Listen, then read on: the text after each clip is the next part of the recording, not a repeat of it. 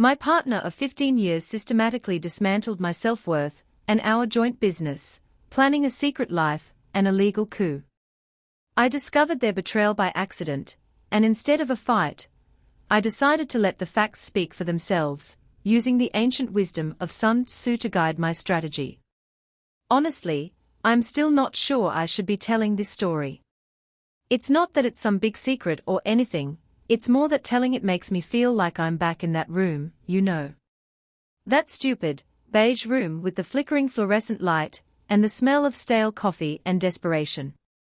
But I've been sitting on this for a year now, and my therapist, yes, I have one now, don't judge, she says it's good to process. To get it out. So here I am, on a subreddit for people who got completely screwed over, telling you all about how I lost everything and then, slowly, piece by piece, got a tiny bit of it back. Not the money, not the house, not the stupid business. But me. I got me back. And honestly, that's worth more than all the rest of it combined, even if it took me a long time to believe that. So, let's rewind to about 3 years ago. I was 37, running a successful boutique catering company called Salt and Smoke with my partner, Jamie. We'd built it from the ground up, starting in our tiny apartment kitchen, with a single smoker and a dream, or whatever other cliché you want to use. I was the creative one, the one who could smell a spice blend and know exactly what it was missing, the one who could talk to a stressed-out bride and make her feel like her wedding dinner was the most important thing in the world. Jamie was the business brain. They handled the spreadsheets, the contracts, the payroll. They were the one who schmoozed the investors and charmed the food critics. 4 years it worked. We were a team. We were Jamie and Mark, the dynamic duo of the city's food scene. We had a beautiful old Victorian house we were slowly restoring, a dog named Pickles, and a life that looked perfect from the outside. Hell, it felt perfect from the inside, most days. But here's the thing about Sun Tzu. I'd always been a bit of a history nerd, and I'd read The Art of War years ago, more as a curiosity than anything else. But as the business got bigger, I found myself thinking about it more and more. Sun Tzu talks about knowing your enemy and knowing yourself.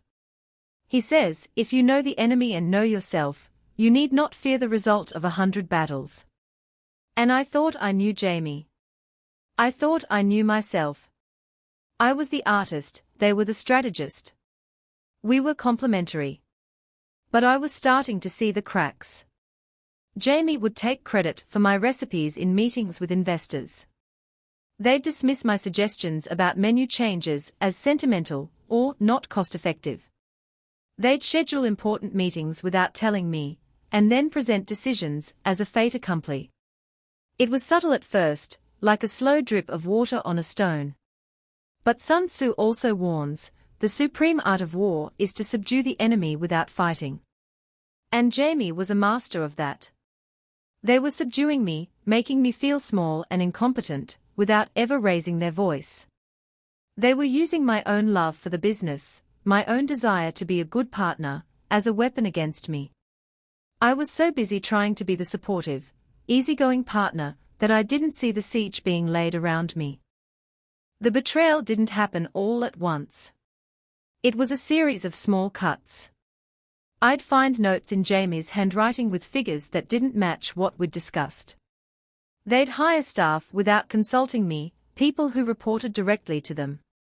Our shared bank account became a place where my deposits went in, and Jamie's withdrawals went out for things I wasn't privy to.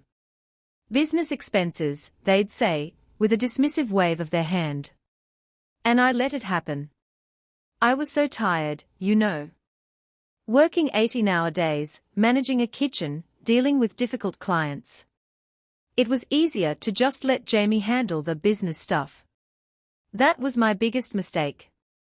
Sun Tzu wrote, "The general who wins a battle makes many calculations in his temple before the battle is fought." I made 0 calculations. I was fighting a war with my hands tied behind my back, and I didn't even realize it until the sword was already at my throat. The discovery, when it came, was an accident. A broken phone. Jamie had dropped theirs in a puddle outside the restaurant, and asked me to take it to the repair shop. I was just trying to be helpful. The screen was cracked, and when I tried to turn it on to back up the data, a text message from a number I didn't recognize popped up. It wasn't anything explicit, just a time and a place. A hotel. But it was the context that made my blood run cold. It was sent at 2 a.m, while Jamie was supposedly working late.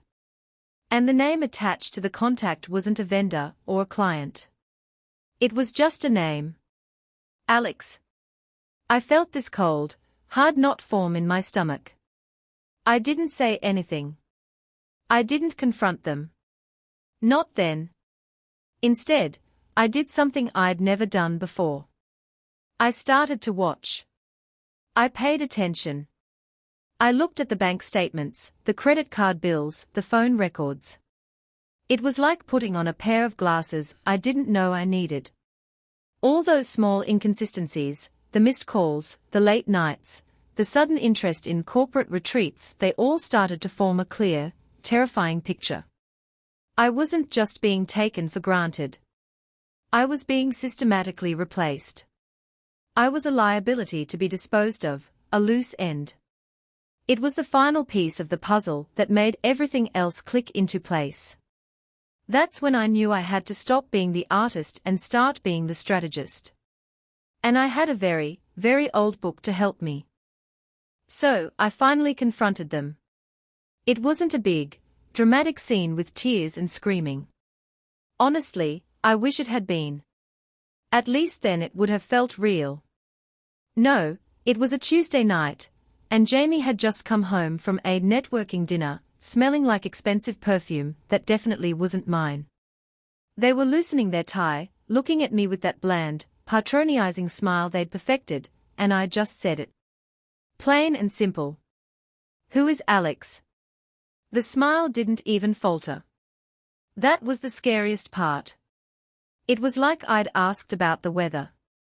They tilted their head, a theatrical gesture of confusion, and said, Alex is a new investor from the West Coast. Why, what did you hear? And I just stared at them. I'd done my homework. I had the hotel receipts, the late-night texts, the credit card charges for jewelry I'd never seen. I listed them, one by one, my voice flat. I wasn't angry yet. I was just hollow. Like I was reading a grocery list of my own destruction. And when I finished, Jamie didn't deny it. They didn't apologize. They just sighed, like I was being a difficult employee, and said the words that will be seared into my brain until the day I die. They said, Mark, you have to understand. This is just a portfolio rebalancing. Our relationship has served its purpose, and I'm initiating a strategic divestment. It's nothing personal, it's just a necessary realignment for my future growth. Portfolio rebalancing. Strategic divestment. I was a fucking underperforming stock to them. A bad investment to be written off. Sun Tzu writes, all warfare is based on deception. But this wasn't deception anymore. This was a declaration of war, dressed up in business school jargon. And in that moment, I realized that the man I'd loved for 15 years was a complete and utter stranger. A corporate raider, who had been looting my life from the inside out. The next morning, I found the legal papers on my desk. They'd already filed a motion to dissolve the partnership, claiming I was a non-contributing asset, and demanding a buyout of my shares at a fraction of their worth. They wanted the house, the business, the dog. They wanted everything, and they wanted me out on the street with nothing. It was swift, it was cold, and it was perfectly, ruthlessly calculated. Just like Jamie always was. For the first week, I was a mess. I slept on a friend's couch, alternating between bouts of rage and crying jags. I couldn't eat. I couldn't think. I just kept replaying that conversation, the sheer audacity of it. But then, in a moment of clarity, I remembered a key lesson from the art of war. Sun Tzu says, "The good fighter is able to secure himself against defeat, but cannot make certain of defeating the enemy." I couldn't control what Jamie was doing. I couldn't force them to be a decent human being. But I could control my own response. I could secure myself. So I hired a lawyer. A scrappy, tenacious woman named Brenda, who wore glasses with red frames and spoke in a clipped, no-nonsense tone. She told me the first thing we needed to do was go through discovery. I had to hand over every document, every email, every financial record I could get my hands on. And as I started digging into the boxes of files I'd kept over the years, I found it. The rabbit hole. Jamie thought they were so smart. They'd set up a maze of shell companies, LLCs with fake names and post office boxes. They'd been siphoning money from salt and smoke for years, funneling it into these phantom entities, then using that money to invest in real estate and other ventures, all without my name on a single document. There were transfer records for amounts like $25,000, $40,000, even $110,000, all labeled as consulting fees or infrastructure upgrades to companies that didn't exist. I found invoices for supplies we never ordered, payroll for staff we never hired. It was a masterpiece of financial fraud, and I had been so trustingly, willfully blind. Sun Tzu says, "The general who is skilled in defense hides in the most secret recesses of the earth." Jamie had been hiding in plain sight, burying our shared future under a mountain of corporate paperwork. But here's the thing about a paper trail. It's a double-edged sword. While they were using it to conceal, they were also leaving a record for anyone who knew how to look. And I learned. I spent every night for 2 months in Brenda's office, going over spreadsheets, highlighting discrepancies, tracing wire transfers. I became obsessed. It wasn't just about the money anymore. It was about understanding. I wanted to see the whole picture. I wanted to see the complete map of the castle they'd built on my back. And the more I found, the angrier I got. But it was a cold, focused anger now. Not the hot, messy grief of those first few days. It was strategic. I was beginning to see Jamie not as a villain in a movie, but as an overconfident general who'd left their flank wide open. They were so arrogant. They thought they'd beaten me. They thought I was just a broken-hearted cook, who would crumble and sign whatever they put in front of me. They were already moving their things out of the Victorian house, already posting pictures with this Alex person at fancy restaurants on their social media. They weren't just winning. They were gloating. And that, my friends, is a fatal mistake. Sun Tzu warns, the enlightened ruler is heedful, and the good general full of caution. Jamie was neither. They were heedless and careless. They'd made the fatal error of underestimating their enemy. And I was their enemy now. I wasn't the artist anymore. I wasn't the partner. I was a soldier who had finally read the manual, and I was preparing for the final battle. I had the evidence. I had the timeline. And I had a plan that didn't involve shouting matches or dramatic confrontations. No, this plan was quiet, methodical, and utterly devastating. It was time to let the facts do the talking. The morning of the hearing, I woke up at 4:30. Not from nerves, exactly. More from a kind of restless anticipation. I'd been running on adrenaline and black coffee for weeks, and my body had forgotten how to sleep properly. I stood in front of the mirror in my tiny rental apartment, the one I'd had to take out a loan just to afford the deposit on, and I looked at myself. I barely recognized the guy staring back.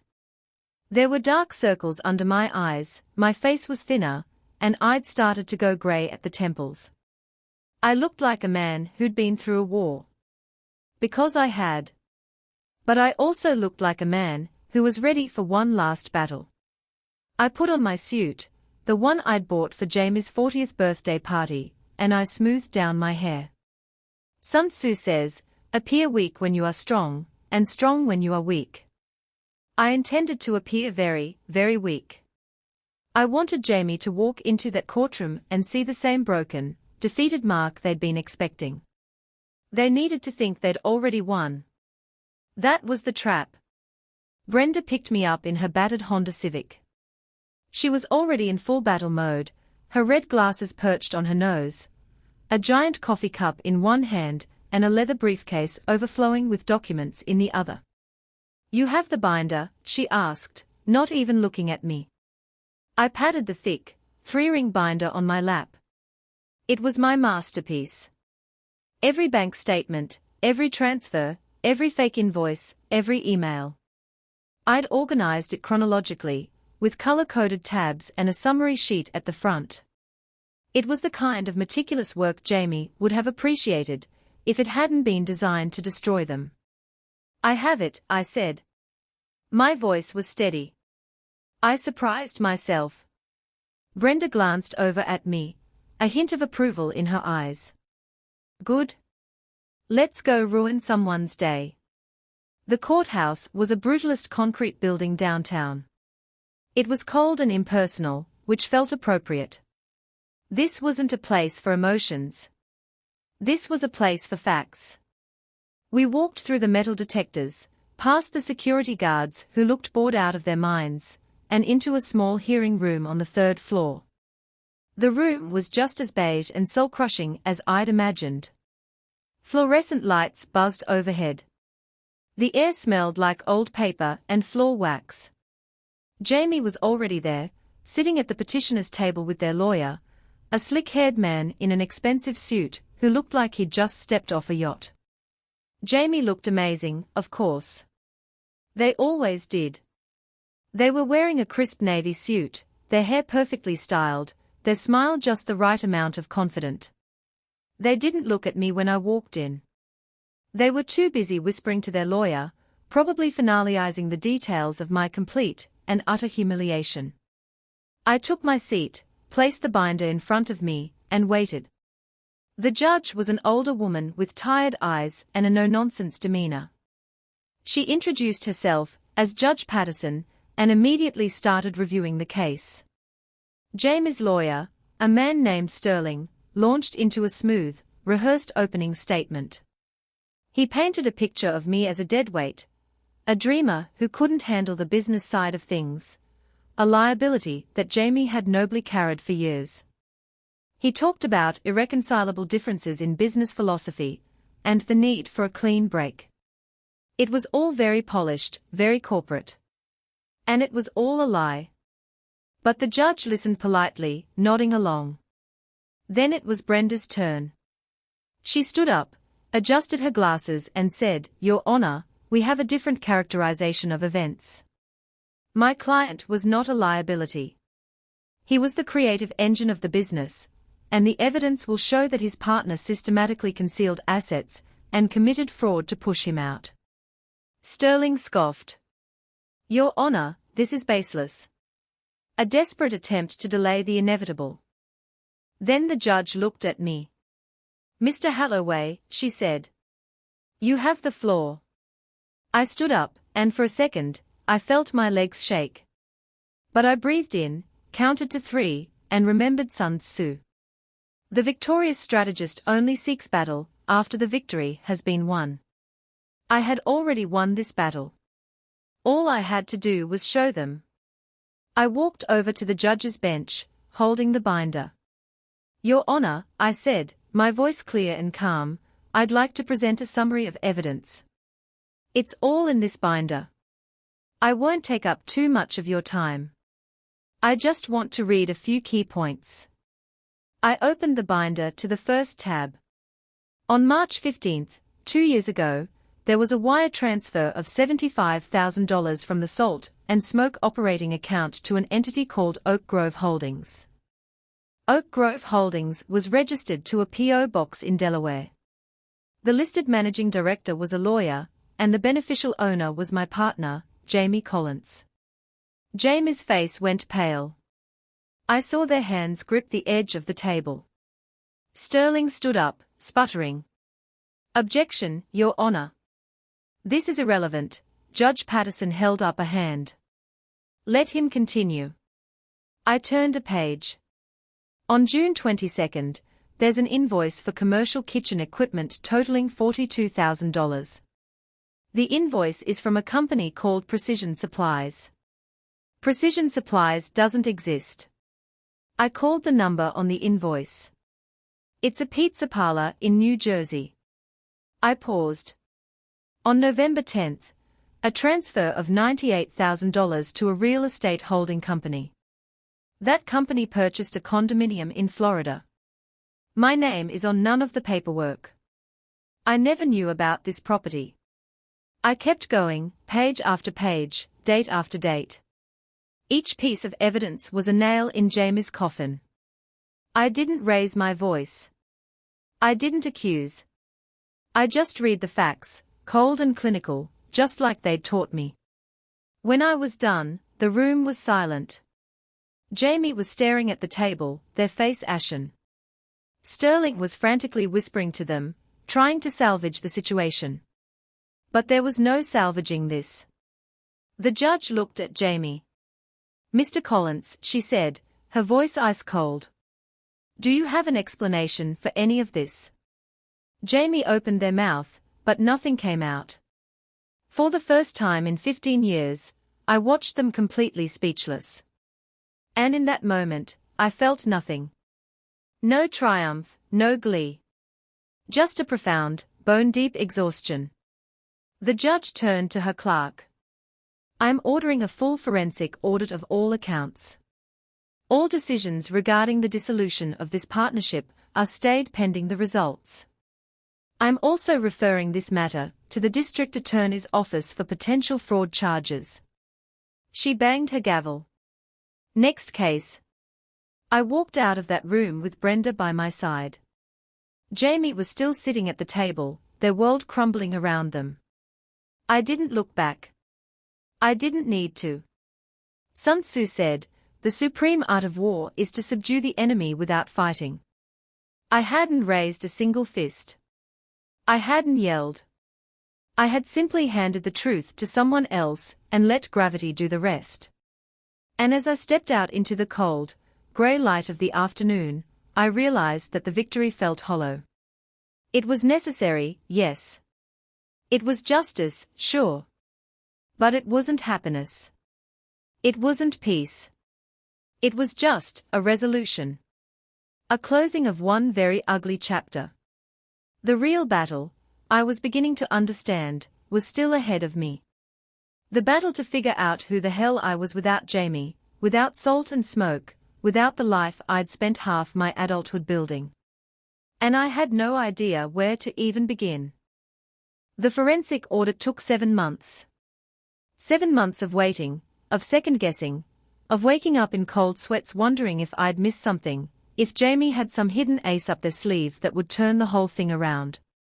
But they didn't. Because there was no ace.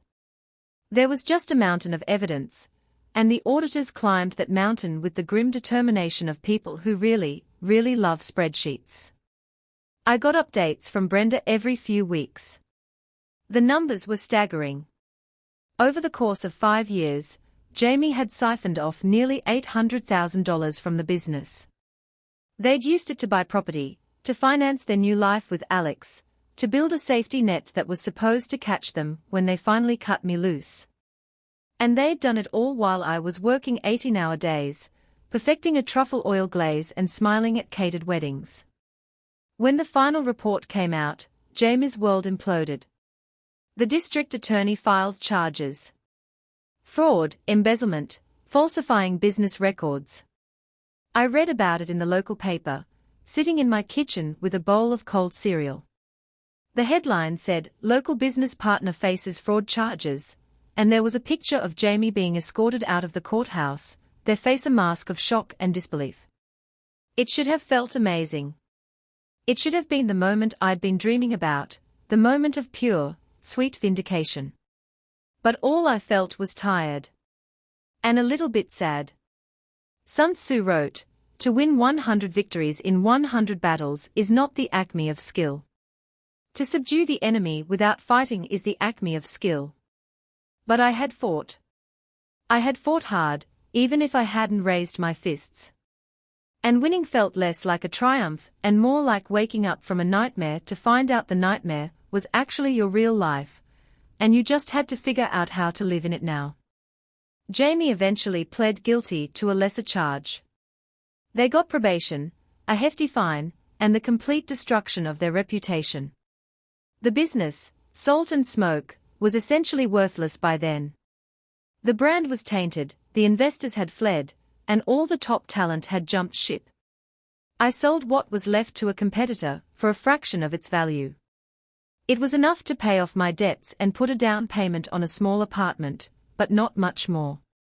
The Victorian house went into foreclosure. Pickles, the dog, I managed to get back.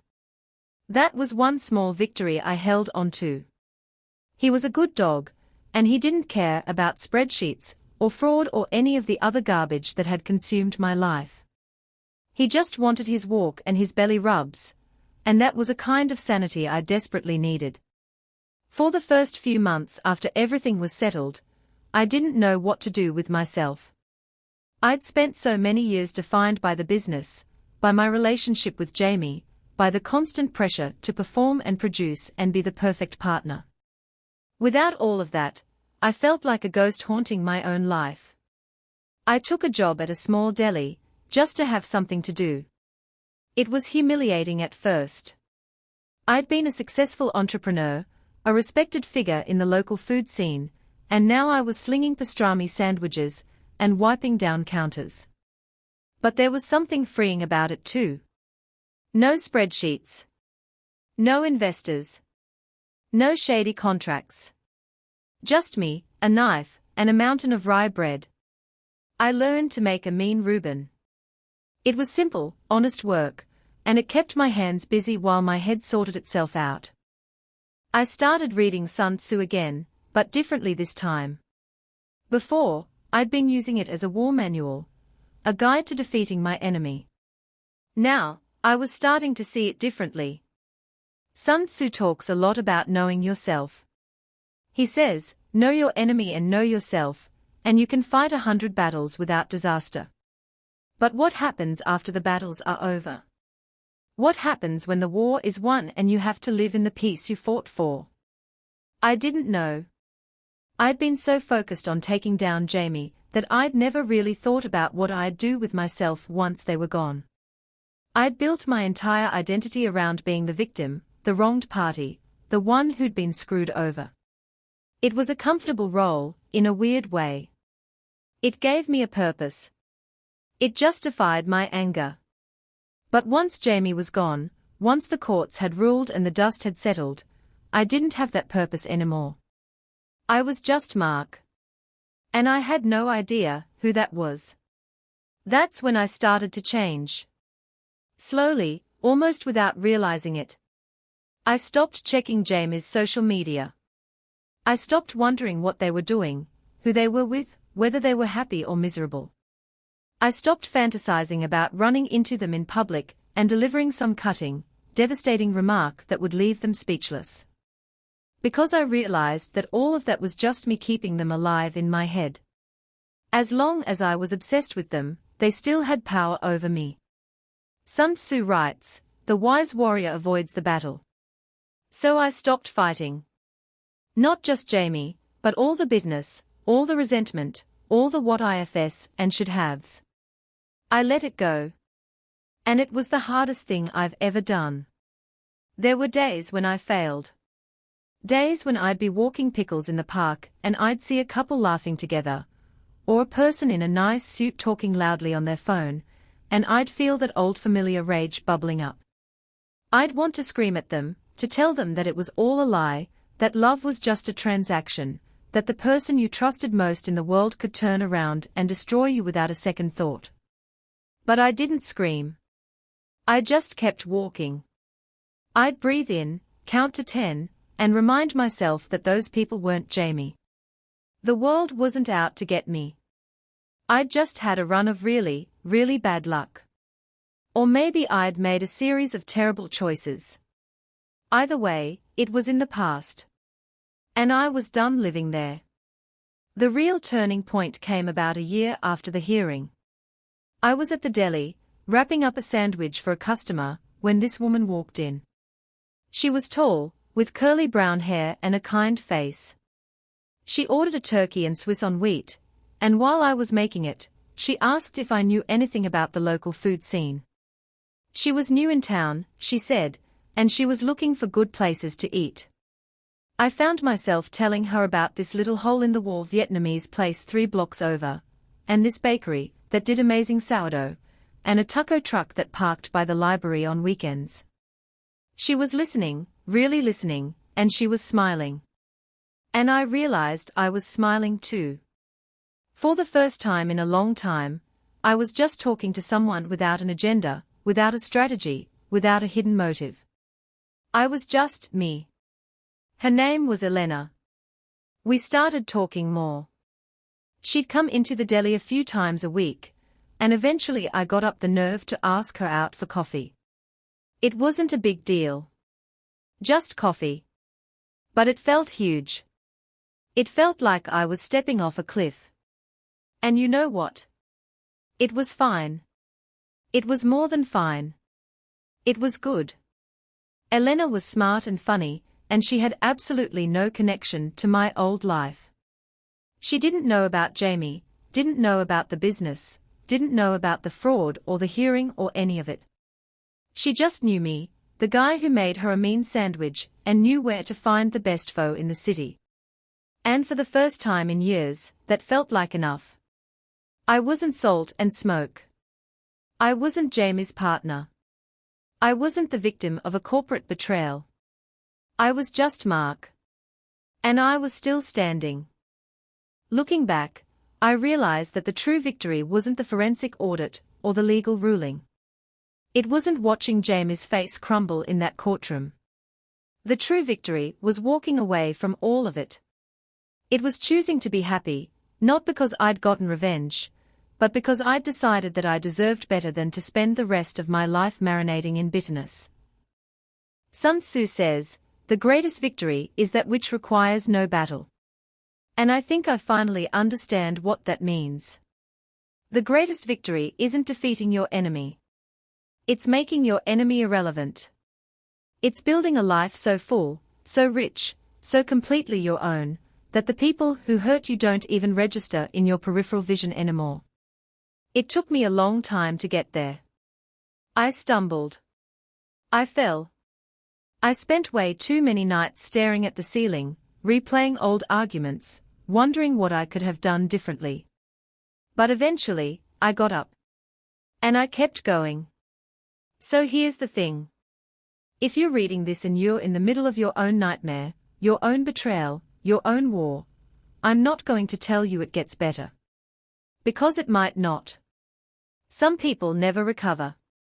Some people stay stuck forever, letting their anger eat them alive. But I will tell you this, there is a choice.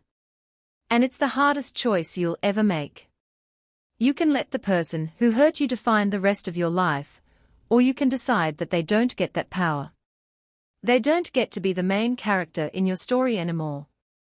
You can walk away. You can leave the battlefield behind. You can find a new life, a new purpose, a new version of yourself that doesn't need their validation, or their apology, or their punishment. It's not easy. It's not quick. But it is possible. I'm living proof. These days, I run a small catering business out of my apartment. Nothing fancy. Just a few clients, a couple of events a month. It's not the empire I built with Jamie, but it's mine. I have Elena. I have pickles. I have a balcony with a pot of basil that I water every morning. And when I look in the mirror, I don't see the broken man I used to be. I see someone who survived. Someone who learned. Someone who finally, after all these years, knows himself. And honestly, that's worth more than all the money, all the property, all the petty victories combined. That's the real treasure. The rest was just noise. The last time I saw Jamie was a little over 2 years after the hearing. I was walking pickles through the farmer's market on a Saturday morning, just browsing the stalls, when I spotted them across the way. They looked different. Older, somehow, even though it hadn't been that long.